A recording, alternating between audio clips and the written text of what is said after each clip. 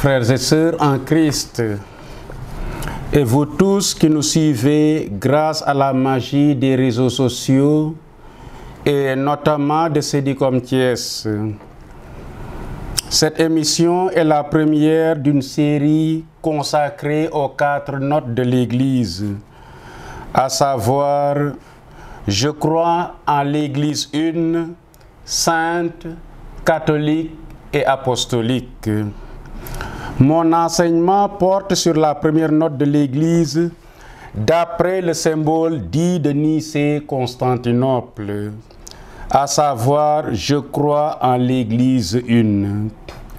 Pour rappel, ce credo est issu des 2 conciles de Nicée et de Constantinople.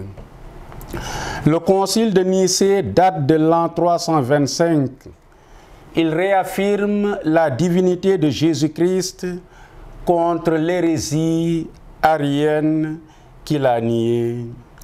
Oui, Jésus-Christ est Dieu, né de Dieu, lumière, né de la lumière, vrai Dieu, né du vrai Dieu. Le concile de Constantinople date de l'an 381 et affirme la divinité du Saint-Esprit. Professer que l'Église est une et apostolique, comme le précise le symbole de Nicée-Constantinople, c'est affirmer que la seule et unique Église du Christ est celle que notre Sauveur, après sa résurrection, remit à Pierre pour qu'il en soit le pasteur, qu'il lui confia à lui et aux autres apôtres pour la répandre et la diriger.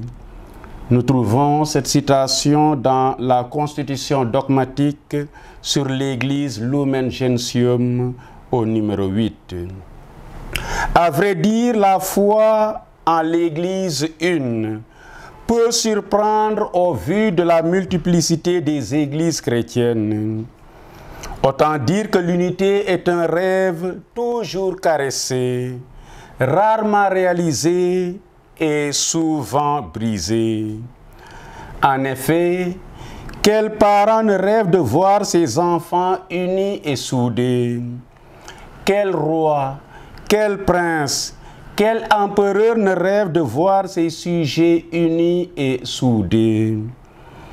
L'unité est pour ainsi dire le Graal, une perle rare, un trésor inestimable qui mérite qu'on lui consacre toutes ses forces, toutes ses énergies, tous les sacrifices, car rien de bon, rien de beau et rien de grand ne se fait dans la discorde et la division. Aucun groupe, aucune famille, aucun royaume ne peut tenir s'il est divisé. Si Satan est divisé contre lui-même, dit Jésus, comment son royaume subsistera-t-il? L'unité a fait les grands peuples et les grandes nations, car comme on le dit, l'union fait la force. Aux frontières de la légende et de l'histoire, on raconte que Samba, un vieux Sérère sentant sa mort prochaine, fit venir ses enfants qui se querellaient déjà pour des questions d'héritage et leur parla sans témoin. S'adressant à Demba l'aîné, il lui demanda « Combien êtes-vous » 12 répondit-il. Il lui dit « Va me chercher 12 bâtonnets ». Demba alla chercher les 12 bâtonnets et les tendit à son père. Son père lui demanda de les compter. Il les compta. Son père lui dit, prends-les ensemble et casse-les. Après plusieurs tentatives, Demba répondit à son père, je n'arrive pas à les casser. Son père lui dit, maintenant prends-les un par un et casse-les. Ce qu'il fit sans aucune difficulté. Et le père de conclure, si vous restez unis et soudés, personne ne pourra rien contre vous. Mais si vous vous divisez, chacun allant de son côté, vos ennemis vous briseront les uns après les autres. En effet, ce qui peut hanter le sommeil d'un père et d'une mère de famille, et même les empêcher de reposer en paix au soir de leur vie, c'est le souci de l'entente et de l'unité des enfants qu'ils laissent derrière eux.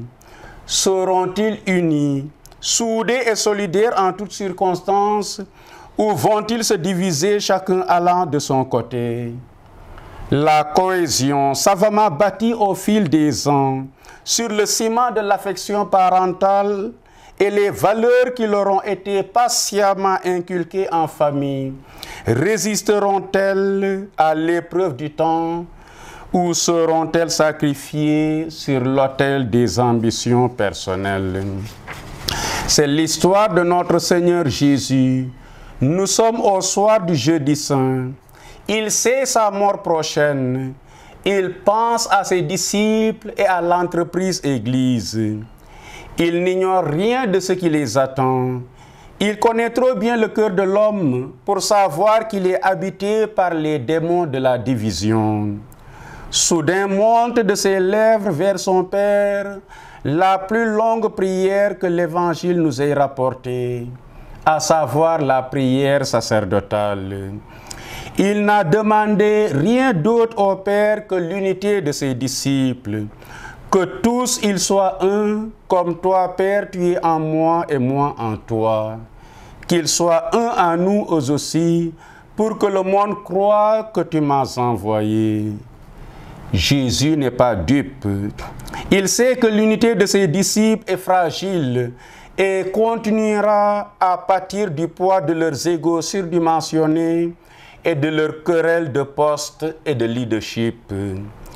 Il sait que cette unité n'est pas du béton armé, encore moins une tour en acier. Dès lors, comment comprendre notre profession de foi en l'Église une? Et quelles sont les implications personnelles et communautaires d'un tel credo? Premier grand point, je crois en l'Église une. Ce qu'il faut comprendre. Croire que l'Église est sainte et catholique et qu'elle est une et apostolique, comme l'ajoute le symbole de Nice et Constantinople, est inséparable de la foi en Dieu le Père, le Fils et l'Esprit Saint, comme le dit le catéchisme de l'Église catholique en son numéro 750. En effet, l'unité de l'Église est un mystère. L'Église tient son unité de sa source, à savoir la Sainte Trinité, de son fondateur, à savoir Jésus, et de son âme, à savoir le Saint-Esprit. L'Église est une de par sa source. En effet, comme le dit Saint Cyprien de Carthage, l'Église est un peuple qui tire son unité de l'unité du Père et du Fils et du Saint-Esprit. Autrement dit, le modèle suprême et le principe de l'unité de l'Église est dans la Trinité des personnes. L'unité d'un seul Dieu, Père et Fils en l'Esprit Saint. C'est le décret sur le communisme Unitatis Redintegratio en son numéro 2 qui le précise. L'Église est une de par son fondateur, c'est-à-dire Jésus-Christ, le Fils incarné en personne, qui a réconcilié tous les hommes avec Dieu par sa croix, rétablissant l'unité de tous les hommes en un seul peuple et en un seul corps. C'est ce que précise la Constitution pastorale Gaudium et Spes en son numéro 78. L'Église est une de par son âme. En effet, ce que l'âme est pour le corps, l'Esprit Saint l'est pour l'Église. Tout comme l'âme est le principe de vie dans le corps humain, l'Esprit est dans l'Église le principe qui vivifie le corps, l'unifie et le meut. L'Esprit dans le silence fait notre communion. Il est donc de l'essence même de l'Église d'être une dans la diversité des charismes et des personnes, des peuples et des cultures qui la composent. Cette unité de l'Église, bien qu'étant un mystère, se donne à voir à travers quelques liens visibles de communion de l'Église en marche. Ces liens sont la profession d'une seule foi, reçue des apôtres. Tous, nous récitons le même credo. La célébration commune du culte divin, surtout des sacrements, nourris du même pain, joyeux du même vin, nous sommes le corps du Christ.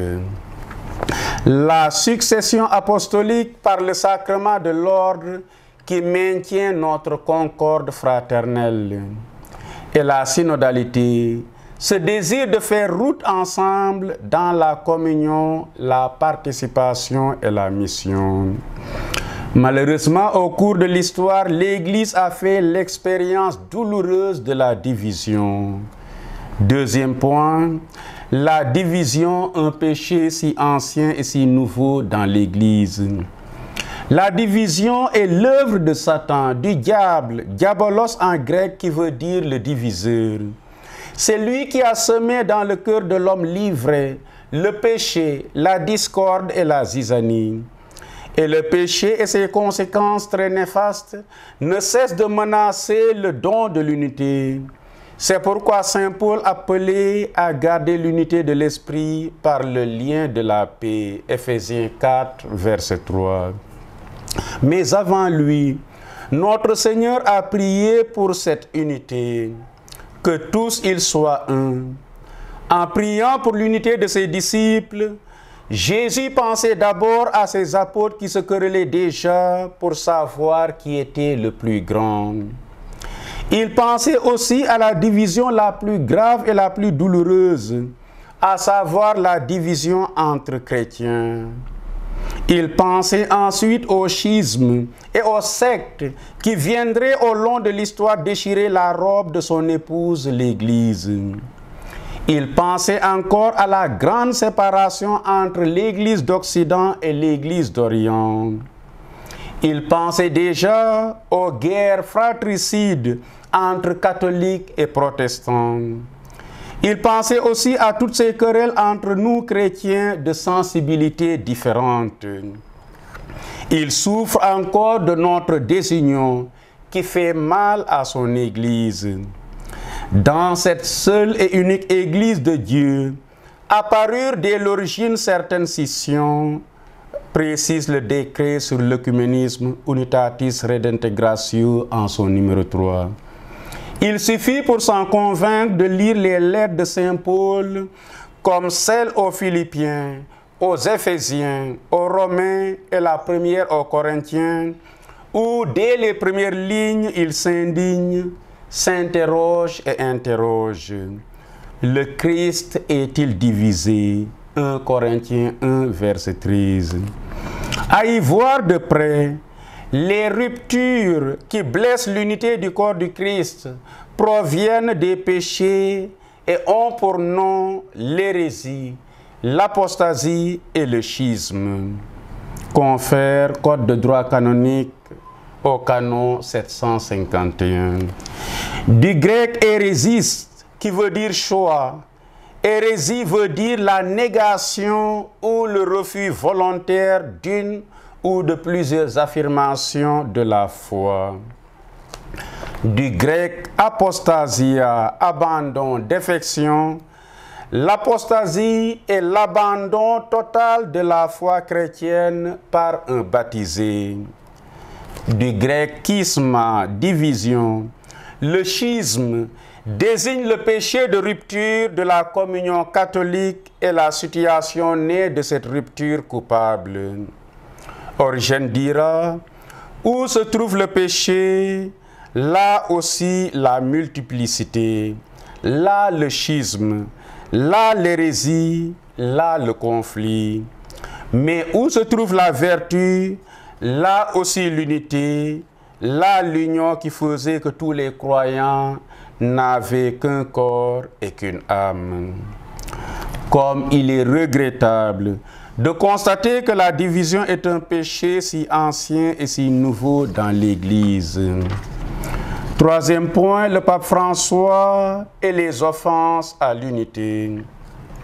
De l'avis du pape François, ce qui entrave l'unité et la communion, c'est la haine, la division, l'exclusion, la discrimination et la culture de déchets qui affectent aussi les personnes exclues. Nous trouvons cela dans sa lettre encyclique Laudato Si, en son numéro 22.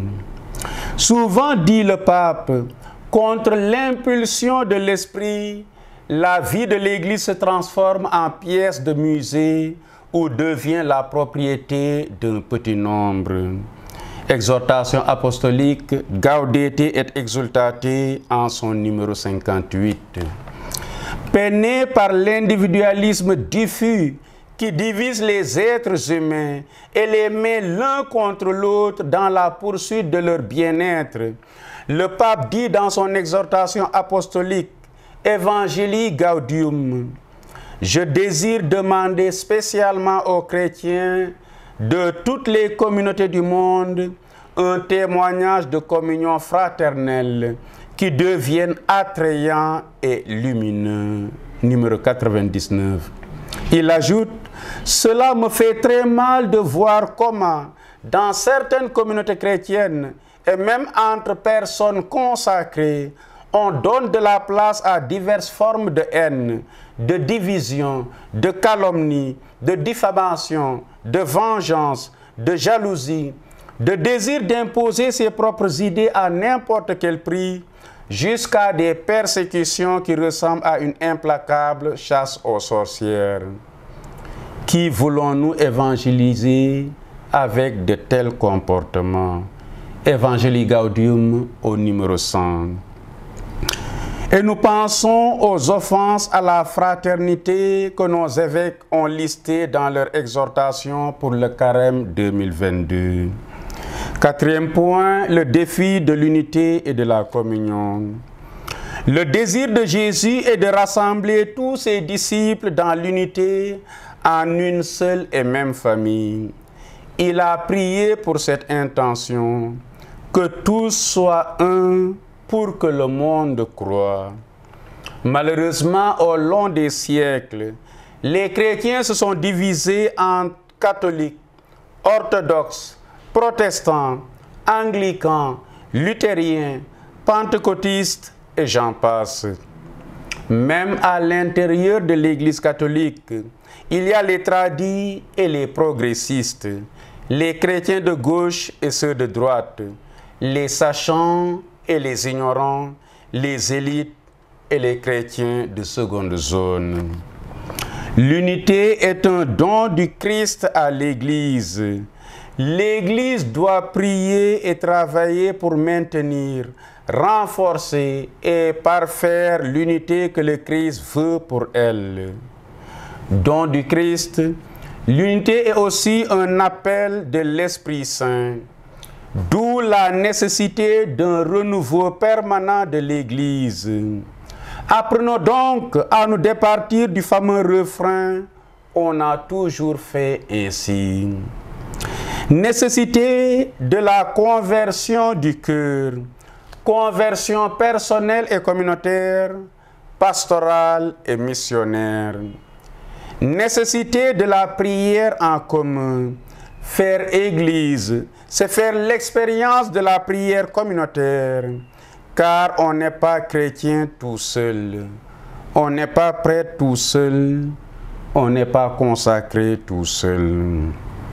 Nécessité de la connaissance réciproque fraternelle. Importance de l'être ensemble et des visites fraternelles. Car là où qui cercle l'amitié et la fraternité, ce sont les pieds.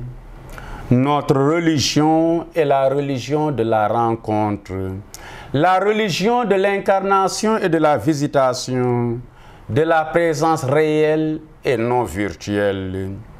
Que les téléphones portables ne soient donc pas un frein à ces rencontres fraternelles si précieuses pour l'Église et la société.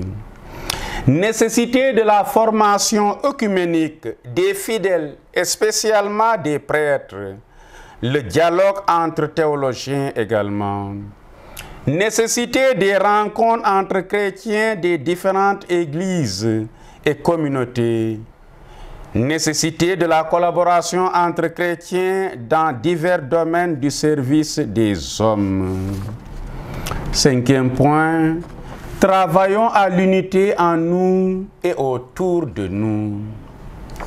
Un jour, Jésus a fait le rêve de réconcilier et de rassembler dans l'unité les enfants de Dieu dispersés. Ce rêve deviendra réalité si la main dans la main, nous y travaillons avec la conviction que nos différences, loin de nous appauvrir, nous enrichissent. Notre capacité à faire équipe, à faire route ensemble et à collaborer nous rend plus crédibles aux yeux des gens. Que ceux qui nous voient vivre et agir aient envie de connaître celui qui nous fait vivre et agir de la sorte. Faisons donc l'unité en nous et autour de nous. Faisons l'unité dans nos paroisses, dans nos équipes sacerdotales et dans nos communautés religieuses. Faisons l'unité dans nos propres couples et dans nos propres familles. Faisons l'unité dans nos mouvements et associations, dans nos différents groupes d'apostolat. Faisons l'unité en nous-mêmes, car si la division est partout, elle est avant tout dans notre propre cœur. Faisons l'unité entre notre foi et notre vie, car la foi, ça se voit. La foi, ça se vit. Faisons l'unité entre notre dire et notre faire, entre notre paraître et notre être. Faisons l'unité entre notre prière et notre action, entre la Marie et la Marthe qui sont en nous. Faisons l'unité entre notre amour de Dieu et notre amour du prochain. On ne peut aimer l'un sans l'autre. Cette unité n'est pas un rêve utopique, mais prophétique. Elle est une tâche de chaque jour et de chaque instant. Elle est possible. Faisons donc notre possible et Dieu fera l'impossible. Car Jésus n'a pas prié en vain un certain soir du jeudi saint. Frères et sœurs en Christ, amis croyants, travaillons à l'unité, mais surtout prions pour l'unité. Parce que l'unité est un projet sacré et un sacré projet. Parce que réconcilier tous les chrétiens dans l'unité d'une seule et unique Église du Christ dépasse nos forces et nos capacités humaines. Prions pour l'unité comme nous le faisons à chaque Eucharistie. Lorsque le prêtre prend la prière eucharistique 2 qui dit « Humblement nous te demandons qu'en ayant part au corps et au sang du Christ, nous soyons rassemblés par l'Esprit Saint en un seul corps. » Ou lorsqu'il prend la prière eucharistique pour la réconciliation numéro 1 qui dit « Accorde à ceux qui ont part à un seul pain et une seule coupe d'être rassemblés par la force de l'Esprit Saint en un seul corps dans le Christ par qui est abolie toute division. » Ou simplement comme nous le faisons pendant la semaine de prière pour l'unité des chrétiens.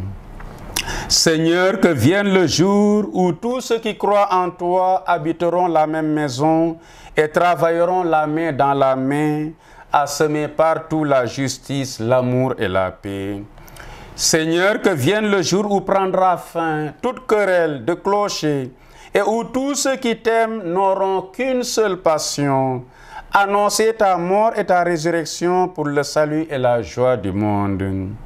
Seigneur, que vienne le jour où tous tes enfants se retrouveront autour de la même table, partageant le même pain et buvant à la même coupe.